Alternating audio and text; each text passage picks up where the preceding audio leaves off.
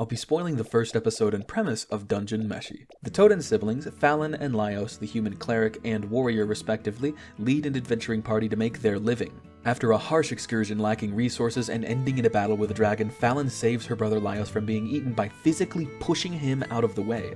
Just before this, Fallon used her remaining magic to teleport her team back to the surface, but it seems that it couldn't affect her inside the dragon's mouth. Laios is resolved to head back in immediately and help his sister, but unfortunately, 2 members of the party quit then and there. Laios is left with 2 members left, but they are very eager to help: Marcil, the half-elf mage, and Chilchuk, the halfling piglock.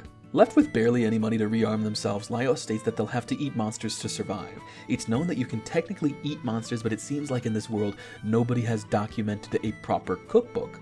Laios does have a dungeon gourmet guide, but it only has the most basic instructions and guides, like giant scorpions are edible and walking mushrooms are cited as basic ingredients. Laios just plops a scorpion in boiling water, but in Senshi's words, "You won't die, but it tastes like ass." Oh yeah, this is Senshi, by the way, an eccentric dwarf that just showed up when Laios was throwing up after his first scavenger meal, like a guardian angel that also works at a Michelin star restaurant. He cuts it up and preps it, getting rid of the innards, and marks the choicest cuts of the mushroom too.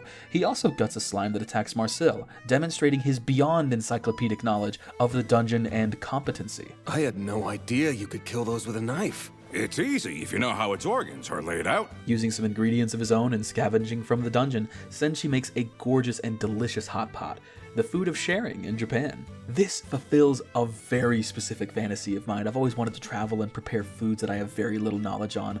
I actually love cooking, the science and expression of oneself through cooking. I've finally gotten around to writing an outline of a story I've always wanted to, and a small, honestly negligible part of the story was going to be cooking and preparing completely alien animals and plants for eating.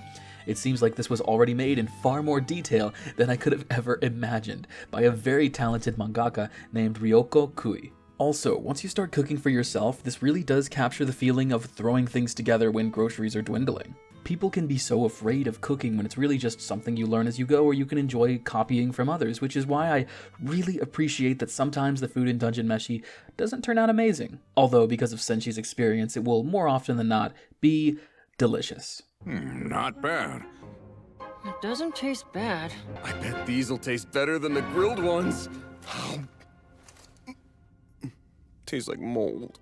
The method of making these cooking segments believable is by equating them to real-world foods. There is a monster called a mandrake, which, in this world, screams at you and kills you if you pluck them, so they're basically me in the morning sometimes. They're monsters that are just roots. We see Senshi prepare them during a couple of dishes, and they look like ginger. Same deep yellow color, same brown-gray skin.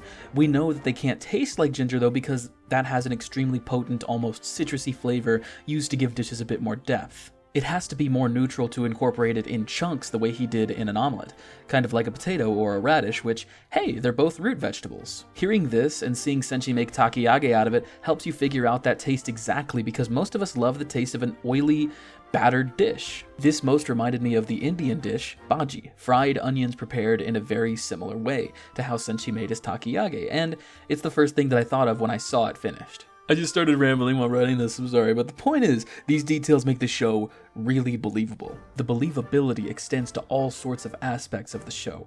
Water walking doesn't work on someone if they're too dirty. The magic doesn't spread evenly. Enough attention is given to the resources that the crew is carrying with them so that it doesn't feel contrived whenever story decisions are made as a result of them. This little tongue click by the dragon? In this show, dragons build up gas from what they've eaten and dispel it almost like a long belch. A click of the tongue creates sparks in its mouth, and it's all it needs to breathe fire. With that, a viewer or reader can imagine that a dragon's tongue and the roof of their mouth is incredibly tough and coarse, enough to generate the friction required to create sparks. That detail helps you appreciate just how tough the scales, the part of the body meant to function like armor for the dragon, can actually be. I'm stealing what my friend MC Cheshire said here. Dungeon Meshi is so believable that it makes more sense than real life sometimes. They do such a good job of explaining absolutely everything. Maybe some viewers or readers don't enjoy that, but if you don't, why are you even watching a show like this? Smell the roses. Back to the actual story.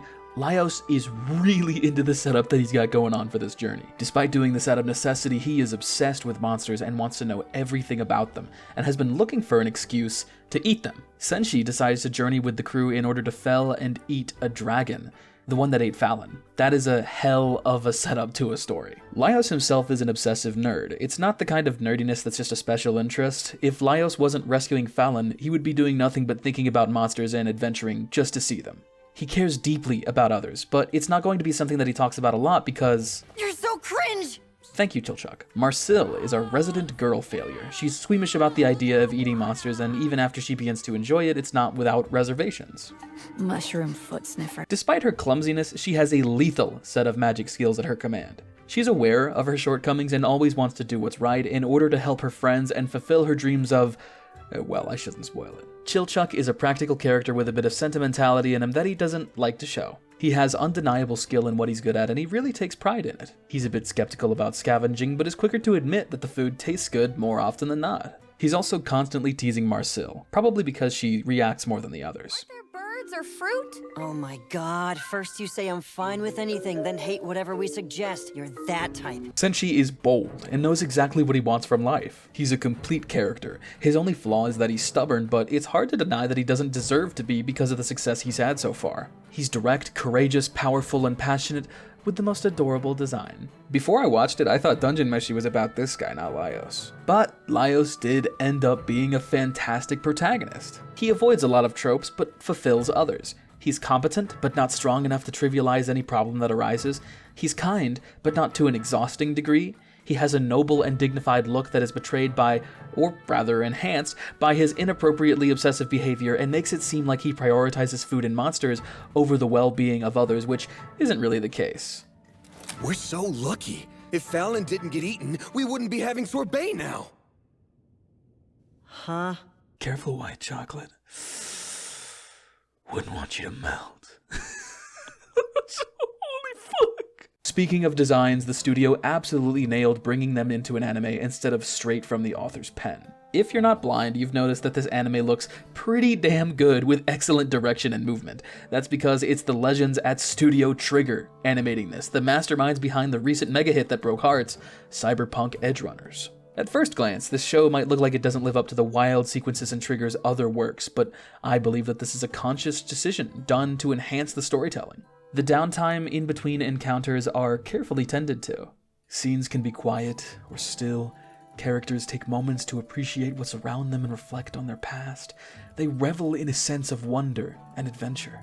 And at least once every episode, you can take comfort in knowing that they're going to sit around a fire and cook up something delicious, appreciating the life they live and the company around them. But when things really go down,